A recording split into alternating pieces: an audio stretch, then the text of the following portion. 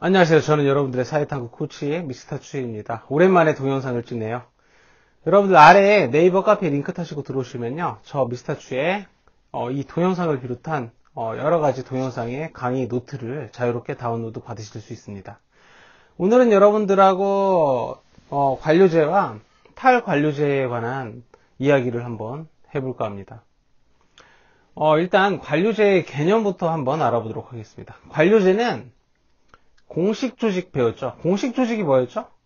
여러 가지 의미가 있었지만, 업무를 하기 위한 조직이다라고 배웠었습니다. 그래서 이 공식 조직을 운영을 할 때 효율적으로 운영하기 위한 방식이 관료제거든요.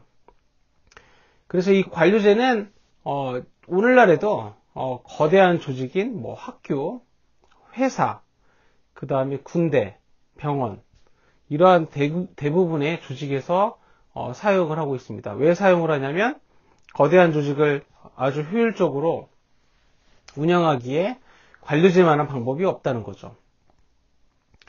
이 관료제는 이제 산업혁명 이후에 거대한 조직들이 등장을 했겠죠. 거대한 공장, 회사 이러한 것들이 이제 등장을 했는데 이러한 조직 규모가 굉장히 커지기 때문에 이것을 효율적으로 체계적으로 운영하고 관리하기 위해서 이 관료제가 필요했던 겁니다.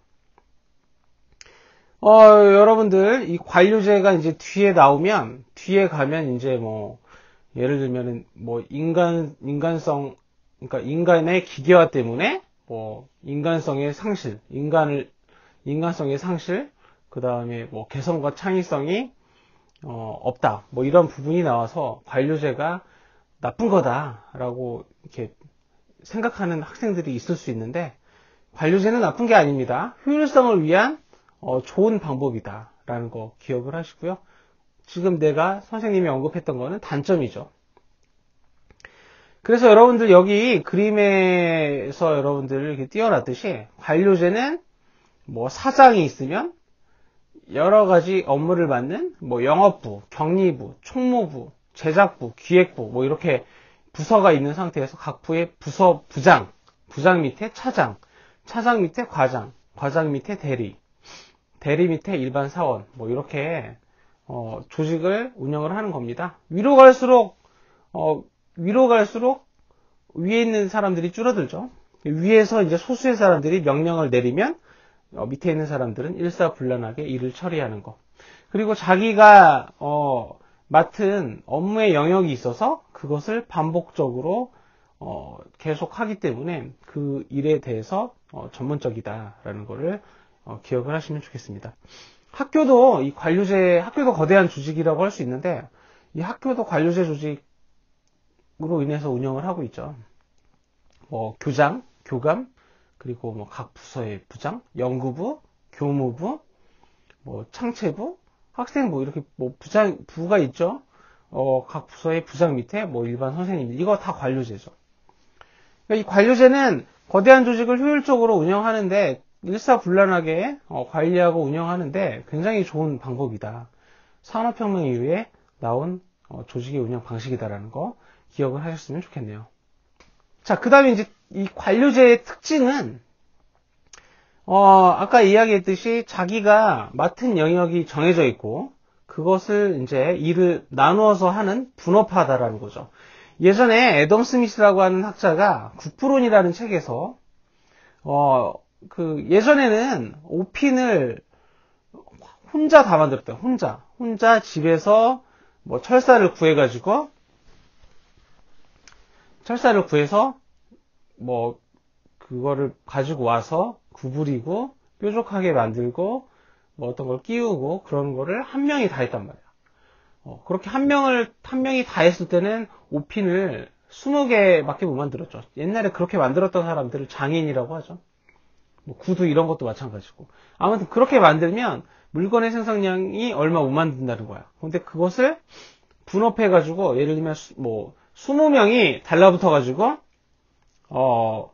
가져오는 사람은 그것만 재료만 계속 가져오고 구부리는 사람은 계속 구부리기만 하고 뾰족하게 가는 사람은 계속 뾰족하게 갈기만 하고 그렇다면 생산량이 굉장히 월등하게 늘어난다는 겁니다. 20개 만들었던 거를 4,800개까지 늘어날 수 있게 하는 것이 가능하다라는 거야. 그렇기 때문에 이제 전문화되고, 대량 업무가 굉장히 신속하게 빨리 처리가 된다는 거야. 그러면 효율성이 올라가서 훨씬 많은 물건을 생산할 수 있다는 거죠. 이 관료제는 모든 일을 처리할 때 문서화된 규칙으로 처리하고 절차에 의해서 업무를 수행하고자 합니다. 그래서 어떤 매뉴얼이 있단 말이야.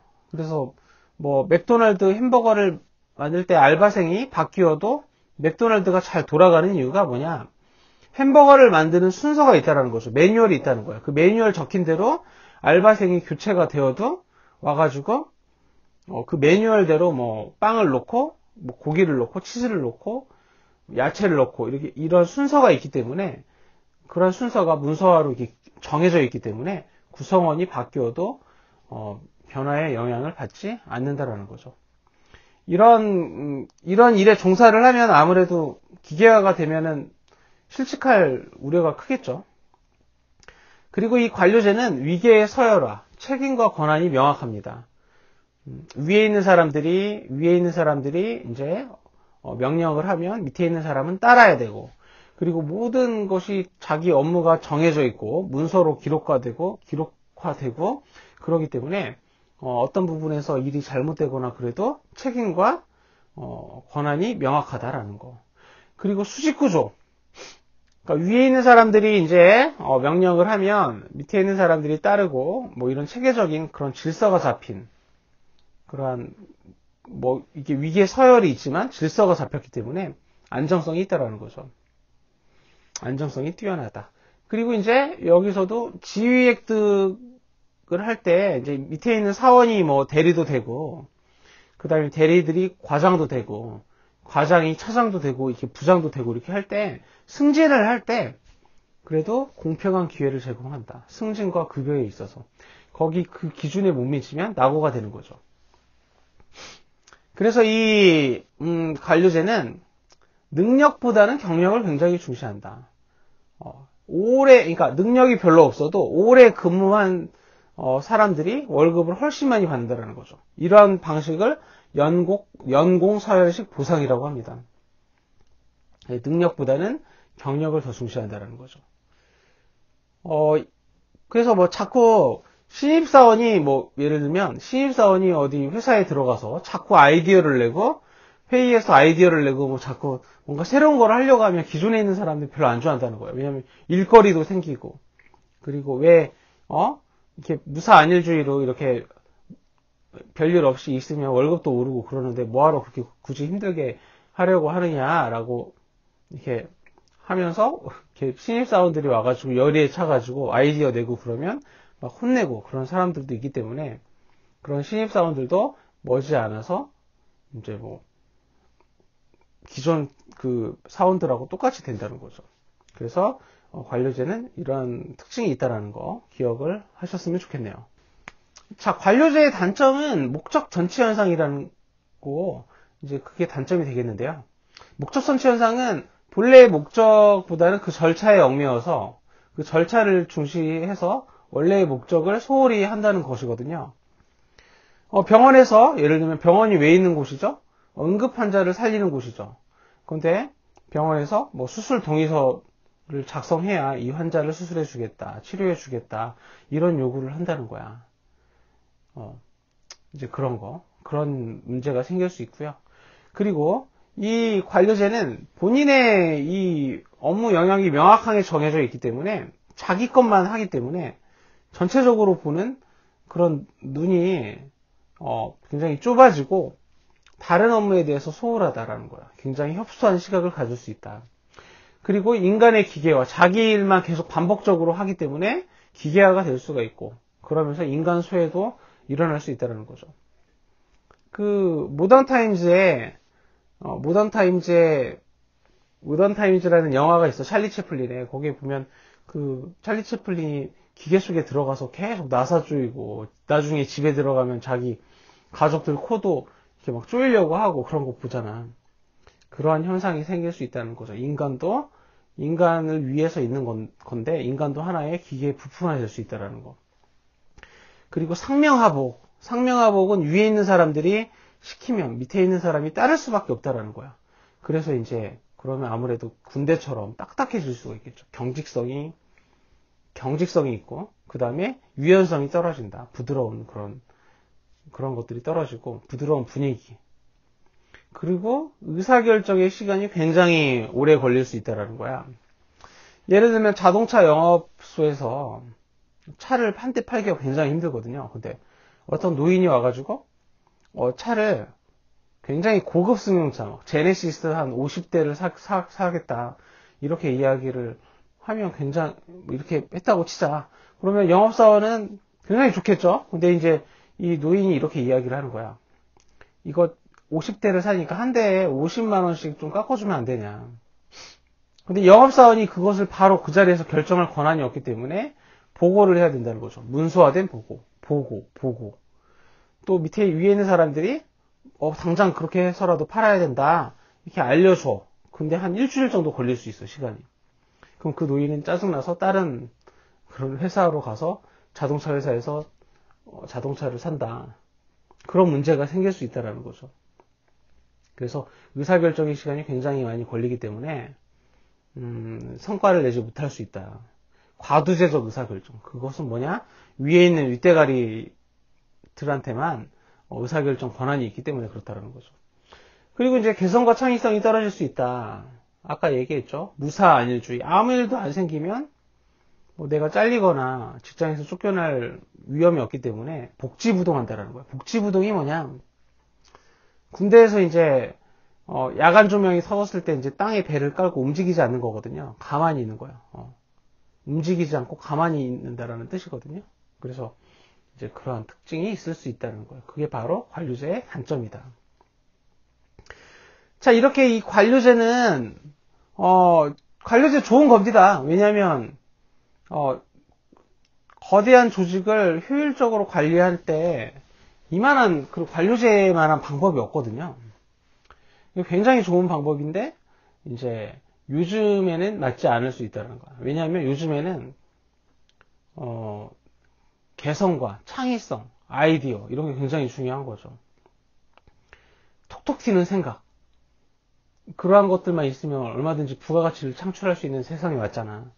그런데 이제 관료제는 굉장히 전문화되어 있고 자기 하는 것만 하고 기계처럼 하기 때문에 관료제는 이러한 관료제 안에 있다가는 이러한 아이디어 이런 거를 떠올리기 힘들다라는 거죠. 그래서 요즘에는 관료제 안에서 관료제를 벗어나자라는 움직임, 탈관료제화가 되고 있다라는 거죠.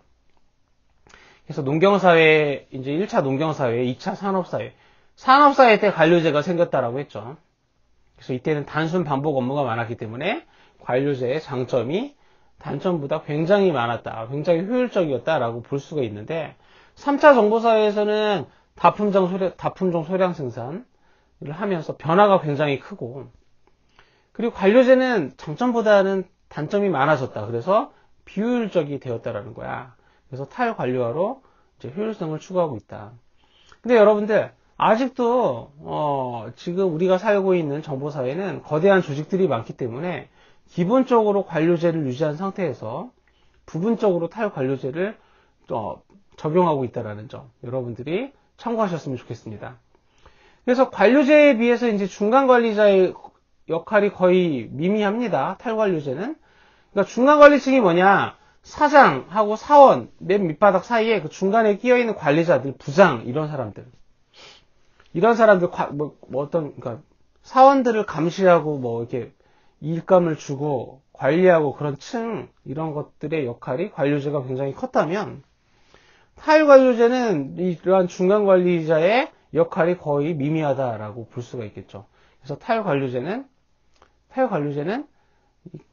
이 중간관리층이 없는 대신에 실질적으로 일을 하는, 밑에서, 진짜 밑바닥에서 일을 하는 사원들에게 권한을 그냥 직접 준다라는 거야. 자율권, 재량권.